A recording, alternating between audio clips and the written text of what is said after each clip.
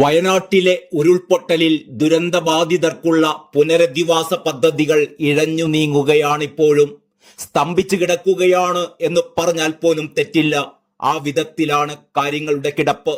സംസ്ഥാന സർക്കാരിന്റെ കയ്യിലുള്ള ഫണ്ട് ഉപയോഗിക്കാത്തത് എന്തേ എന്ന് ഹൈക്കോടതി ചോദിച്ചിട്ട് ഒരു മാസമാവാറാകുന്നു. എന്നിട്ടും പുനരധിവാസ പ്രവർത്തനങ്ങൾക്ക് ഒരു വേഗതയും ആർജിക്കാൻ കഴിഞ്ഞിട്ടില്ല. പുനരധിവാസം വൈകുന്നതുമായി ബന്ധപ്പെട്ട് കേന്ദ്ര സംസ്ഥാന സർക്കാരുകൾക്കെതിരെ പ്രതിഷേധിച്ച യൂത്ത് കോൺഗ്രസ് പ്രവർത്തകരെ അതിക്രൂരമായായിരുന്നു കഴിഞ്ഞ ദിവസം പിണറായി വിജയന്റെ പോലീസ് തല്ലിച്ചതച്ചത്. കഴിഞ്ഞ 4 മാസമായിട്ടും ഫലപ്രാപ്തിയിലെത്താത്ത പുനരധിവാസ പ്രവർത്തനങ്ങൾ വേഗതയിലാക്കാൻ വയനാടിന്റെ പുതിയ MP ആയ പ്രിയങ്ക ഗാന്ധിക്ക് എന്തെങ്കിലും ചെയ്യാൻ കഴിയുമോ? ഈ പാവങ്ങളുടെ ഗതികേടിന് ഇനിയെങ്കിലും പരിഹാരമാകുമോ?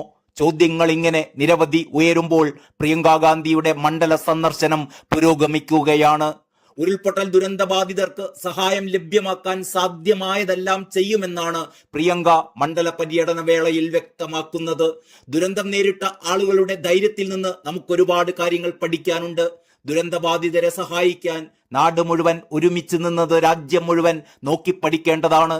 ദുരന്തത്തിന് ശേഷം വിനോദസഞ്ചാരികൾ പോലും വയനാട്ടിലേക്ക് വരാൻ മടിക്കുകയാണ്.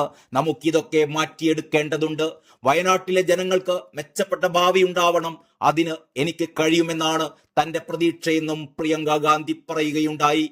വയനാട്ടിലെ ജനങ്ങൾക്കു വേണ്ടി പാർലമെന്റിൽ ഇനിയുള്ള ദിവസം മുതൽ അവസാന ദിവസം വരെ താൻ ശബ്ദമുയർത്തും. 35 വർഷമായി താൻ തിരഞ്ഞെടുപ്പ് പ്രചാരണം നടത്തുന്നു.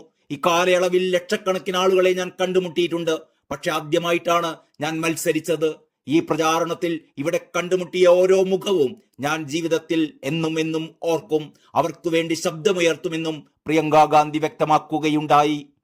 ഇതിനിടെ പ്രിയങ്ക ഗാന്ധി MP-യുടെ സ്വീകരണ പരിപാടികളിൽ ലീഗ് നേതാക്കളുടെ അസാന്നിധ്യം എന്ന വാർത്ത അടിസ്ഥാനരഹിതമെന്ന് വയനാട് മുസ്ലിം ലീഗ് വ്യക്തമാക്കി.